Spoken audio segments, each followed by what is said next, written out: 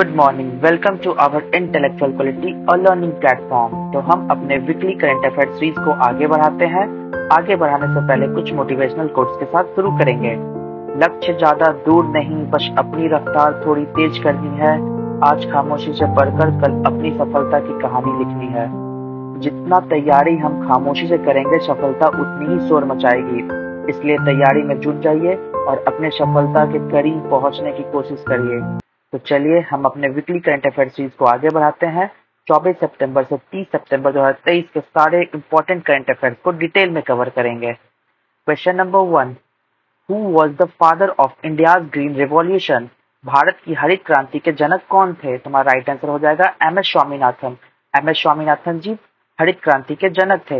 ये इनका क्यों पढ़ा जा रहा है? क्योंकि ये एक ऑबिचुअरीज है जो 98 के उम्र में डेड हो गए, यानी कि चल बसे। और ये हमारे भारत के लिए बहुत ही महत्वपूर्ण कार्य किए थे। इनको भारत का जनक, हरित क्रांति का जनक कहा जाता है। क्वेश्चन नंबर 2 में 2023 में भारत किस रैंकिंग में 4 स्थान फिसलकर 56वें स्थान पर आ गया है? तो वर्ल्ड टैलेंट रैंकिंग में India slips 4 spot to 56 position पे चले गया है 2023 में। क्वेश्चन नंबर 3 में चलते हैं। रोशिबिना देवी नवरम ने एशिया खेल 2023 में कौन सा पदक जीता है? तो रोशिबिना देवी नवरम ने एशियन गेम 2023 जो अभी आयोजित हो रहा है चाइना के होंगजाऊ में, इसमें इन्होंने सिल्वर मेडल जीती है। तो हमें जैसा कि आपको बताया है कि 4 पदक, अब तक 4 गोल्ड मेडल इंडिया ने अचीव कर ली है एशियन गेम 2023 में। वो चारों आपको डिटेल में मैं आगे एक्सप्लेन करूंगा। क्वेश्चन नंबर 4 में चलते हैं। Which country had launch Noor 3 satellite into orbit? किस कंट्री ने नूर सैटेलाइट 3 को लॉन्च किया है जो अभी ऑर्बिट में हाल ही में इन कर गया है? तुम्हारा राइट आंसर हो जाएगा ईरान कंट्री ने अभी हाल ही में नूर 3 सैटेलाइट को लॉन्च किया है जो ऑर्बिट में इन कर चुका है। इस ईरान ने 2022 में भी नूर 2 को लॉन्च किया था। 2022 में नूर 2 को लॉन्च किया था। उसके बाद नूर 3 सैटेलाइट को लॉन्च किया है जो ऑर्बिट में इन कर चुका है। वो कौन सा कंट्री होगा? तो हमारा राइट आंसर हो जाएगा ईरान। क्वेश्चन नंबर 5 में चलते हैं। 13वां इंडो पैसिफिक सेना प्रमुख का सम्मेलन किस शहर में आयोजित किया गया था? यानी 13th Indo Pacific army chief conference held in which city? तो हमारा राइट आंसर हो जाएगा नई दिल्ली में 13th Indo Pacific army chief conference का आयोजित किया गया।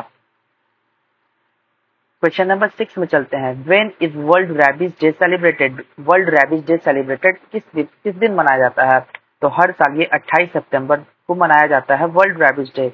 इसमें मैंने आपको बताया था कि ये एक ऐसी बीमारी है जो जल्दी ठीक नहीं हो पाएगी अगर आप वैक्सीन नहीं लेते हैं। तो वैक्सीन नहीं लीजिएगा तो आपको ये रैबिज बीमारी फैल जाएगी। ये कौन सा बीमारी है? तो इसको हम जूनोटिक डिजीज कहेंगे, जूनोटिक वायरस कहेंगे। जूनोटिक वायरस का मतलब होता है कि ये एनिमल से ह्यूमन में ट्रांसमिटेड होता है। एनिमल से ह्यूमन में ये डिजीज ट्रांसमिटेड होता है, ठीक। और ये जो डिजीज है ये क्योरेबल नहीं है। क्योरेबल है कब? जब आप वैक्सीन ले लेते हैं। तो अगर आप वैक्सीन नहीं लीजिएगा, अगर ये डिजीज आगे बढ़ेगी तो आपको हाइड्रोफोबिया की बीमारी हो जाएगी। हाइड्रोफोबिया मीन्स वाटर से डर लगेगा आपको, वाटर फियर होगा। और जब वाटर फियर होगा तो आप कोई भी काम नहीं कर सकेगा, क्योंकि वाटर हमारे लिए बहुत ही आवश्यक है, बहुत ही जरूरी है हमारे लाइफ के लिए। इसलिए इस दिन को 28 सितंबर को अवेयरनेस डे के रूप में हम लोग वर्ल्ड रैबिज डे को मनाते हैं ताकि लोग इससे बच सके। तो किसके काटने से होता है? कौन से एनिमल? तो डॉग, कुत्तों के काटने से वर्ल्ड रैबिज मतलब रैबिज होती है। क्वेश्चन नंबर 7 में चलेंगे। केंद्र सरकार ने हाल ही में आफ्स्पा एक्ट की समय सीमा कहाँ बढ़ा दी है? तो हमारा राइट आंसर हो जाएगा अरुणाचल प्रदेश और नागालैंड। इसमें आफ्स्पा एक्ट को बढ़ा दिया गया है सेंट्रल गवर्नमेंट के द्वारा। आफ्स्पा एक्ट किसको बोलते हैं? Armed force special power act के तहत से इसे जाना जाता है। इसमें ये होता है कि जिस भी एरिया में अगर विवाद छिड़ रहा है, विवाद चल रहा है, तो आर्मी को पावर दिया जाता है कि आप स्वतंत्र है उस जगह को, उस इलाके को, डिस्प्यूटेड इलाकों को शांत करने के लिए, और आप बिना अनुमति मतलब बिना किसी से अनुमान मतलब कि बिना किसी से परमिशन लिए बिना किसी के परमिशन से भी आप गोली चला सकते हैं उन लोगों पे जिस पे आपको शक है। क्वेश्चन नंबर 8 में चलते हैं। Who has won the gold medal in the 50 metre rifle 3P individual event in the 19th Asian Games? 19वें एशियाई खेलों में 50 मीटर राइफल 3P व्यक्तिगत स्पर्धा में स्वर्ण पदक किसने जीता है? तो हमारा राइट आंसर हो जाएगा सिफत कौर शम्र ने। देखिए ये वही मेडल है जो एशियन गेम्स में जीता है। लास्ट में मैं आपको चारों बताऊंगा कि कौन कौन मेडल क्या जीता है। ठीक, तो गोल्ड मेडल जो 50 मीटर के एयर राइफल में 3P इवेंट में किसने जीती है? तो 19 के एशियन गेम्स में सिफत कौर शम्र जी ने मेडल जीती हैं। क्वेश्चन नंबर 9 में चलते हैं। हाल ही में ऑस्कर 2024 में सर्वश्रेष्ठ विदेशी भाषा फिल्म श्रेणी में कौन सी फिल्म भारत का प्रतिनिधित्व करेगी? तो हमारा राइट आंसर हो जाएगा 2018 एवरीवन इज अ हीरो। इस मूवी में, ये एक मलयालम मूवी है। इसमें बताया गया है कि जो केरला में फ्लड आया था उससे रिलेटेड ये मूवी है। केरला में फ्लड रिलेटेड मूवी है। इसको फॉरेनर मूवी यानी कि जो फॉरेन में हो रही है बेस्ट फॉरेन लैंग्वेज में, इस फिल्म कैटेगरी को ऑस्कर अवार्ड से सम्मानित किया जाएगा 2024 में। क्वेश्चन नंबर 10 में चलते हैं। हाल ही में नई दिल्ली में लॉन्च की गई भारत की पहली हरित हाइड्रोजन ईंधन सेल बस का विकास किसने किया है? तो हमारा राइट आंसर हो जाएगा IOCL ने, जिसका फुल फॉर्म होगा इंडियन ऑयल कॉर्पोरेशन लिमिटेड, जिसने first green hydrogen fuel cell bus को लॉन्च किया है। ये हमारे इन्वायरमेंट के लिए बहुत फायदेमंद होगा।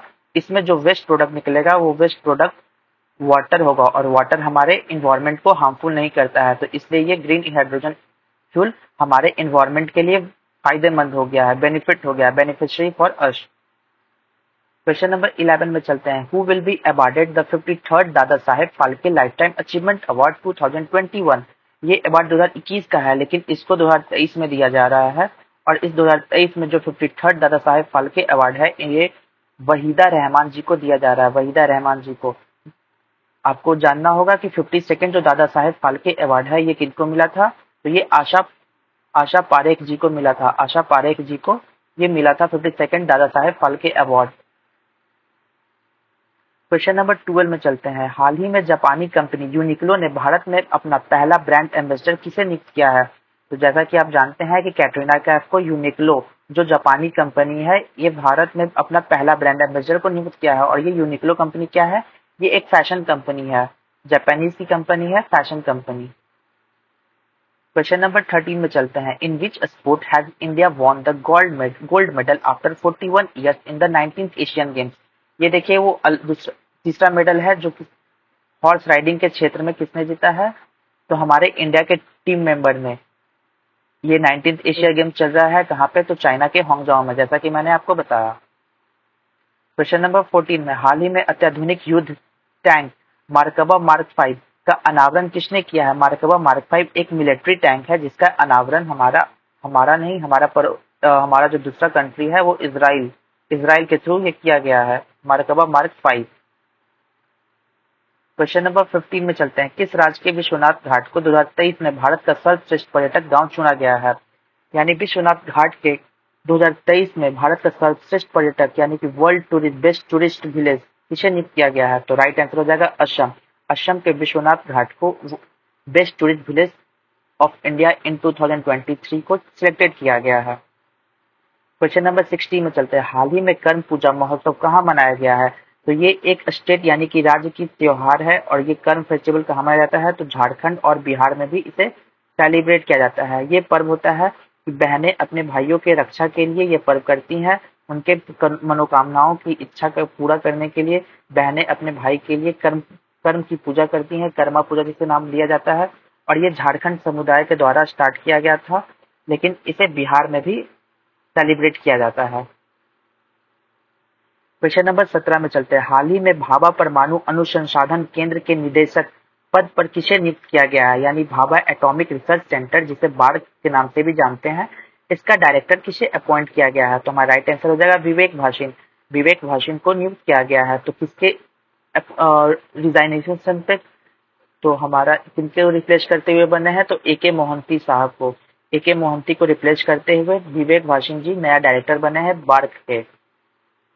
क्वेश्चन नंबर 18 में चलते हैं। हाल ही में भारतीय प्राणी सर्वेक्षण ने कहा समुद्री मछली की एक नई प्रजाति सी रॉबिन्स की खोज की है? तुम्हारा राइट आंसर हो जाएगा वेस्ट बंगाल के समुद्री इलाके में इंडियन जूलॉजिकल सर्वे ने डिस्कवर किया है एक नया प्रजाति, जो कौन है? मरीन सी फिश। इसका नाम रखा गया है शी रॉबिन्स। ये एक टैडीग्रेड फैमिली से बिलोंग करता है, टैडीग्रेड फैमिली से बिलोंग करता है। और इसका डिस्कवरी किया गया है इंडियन जूलॉजिकल सर्वे में। कहाँ पे? तो वेस्ट बंगाल के इलाके में इसे देखा गया है। वेस्ट बंगाल के दीघा इलाके में, दीघा बीच, तो वहाँ पे समुद्री इलाका है दीघा, उधर से ही इसको पाया गया है। क्वेश्चन नंबर 19 में चलते हैं। 19th एशिया खेलों में भारत ने अपना पहला स्वर्ण पदक किस खेल में जीता है? सबसे पहला जो शूटिंग के क्षेत्र में जीता था हमारा India, first gold medal in 19th Asian Games. Question number 20 में चलते हैं। Cochin university of science and technology CU SAT के शोधकर्ताओं ने समुद्री टैडीग्रेड की एक नई प्रजाति का नाम किसके नाम पर रखा गया है? हमारा राइट आंसर हो जाएगा डॉक्टर एपीजे अब्दुल कलाम जी के नाम पे रखा गया है, क्योंकि ये डॉक्टर एपीजे कलाम के बर्थ प्लेस से ही ये मिला पाया गया, इसलिए इसका नाम हम लोग Cochin university of science and technology CU SAT ने एक नया स्पेसीज जो मरीन टैडीग्रेड है, इसका नाम एपीजे अब्दुल कलाम के नाम पे रखा गया है। इस वीकली करंट अफेयर सीरीज का लास्ट क्वेश्चन 21 नंबर। हाल ही में शुरू हुए 19th होंगजाओ एशिया खेलों का शुभांकर क्या है? जो इसका मैस्कोट है, ये सबसे मेन इनको इम्पोर्टेंट रखना होगा कि 19th होंगजाओ एशियन गेम्स कहाँ आयोजित हो रहा है? तो चाइना में। 2023 का कहाँ आयोजित हो रहा है? तो चाइना में 19th एडिशन है। ठीक है। भारत अब तक 2 बार होस्ट कर चुका है ये एशियन गेम्स को। भारत अब तक इंडिया 2 बार होस्ट कर चुका है। कब कब? तो एक 1951 में और 1982 में। 1951 में, 1982 में। 19th होंगजाओ एशियन गेम्स में 4 गोल्ड मेडल अब तक जीते हैं हमारे इंडिया के प्लेयर ने। पहला गोल्ड मेडल जो जीते हैं वो किस क्षेत्र में जीते हैं? तो शूटिंग के क्षेत्र में। दूसरा गोल्ड मेडल किसमें जीते हैं? तो क्रिकेट में किसको हराकर? तो श्रीलंका को हराकर। ठीक है। थर्ड किस क्षेत्र में जीते हैं? तो थर्ड हमारा हॉर्स राइडिंग के क्षेत्र में जीते हैं। और जो 5th गोल्ड मेडल है, 5वां गोल्ड मेडल है, देखिए फर्स्ट हो गया आपका शूटिंग, सेकंड श्रीलंका, थर्ड हो गया हॉर्स राइडिंग और ये फोर्थ है। फोर्थ आपका हो गया 50 metre air rifle. 50 metre air rifle अभी बताया था शिफत कौर समर जी के द्वारा 50 मीटर एयर राइफल में हमारा इंडिया ने 4 गोल्ड मेडल अब तक जीत चुके हैं। तो देखिए इस 19th होंगजाओ एशियन गेम्स का मैस्कॉट क्या है? तो 19 चेन कैंगकॉन्ग और लियान लियान तीनों है इसका मैस्कॉट। इन तीनों का नाम रखने का रीजन था कि ये एक रॉबर्ट है जिसको आगे इम्प्रूव किया जाएगा। उन्हीं के नाम पे ये चैन चैंग, कैंगकॉन्ग और लियान लियान का नाम रखा गया है मैस्कॉट के रूप में। ये जो 19th होंगजाओ एशियन गेम्स कहाँ आयोजित हो रहा है? तो चाइना में ये आयोजित हो रहा है। तो ये था मेरा ओवरऑल लेक्चर। अगर आपको ये अच्छा लगा हो तो लाइक शेयर सब्सक्राइब कर दीजिएगा। Thank you so much guys. जय हिंद, जय भारत।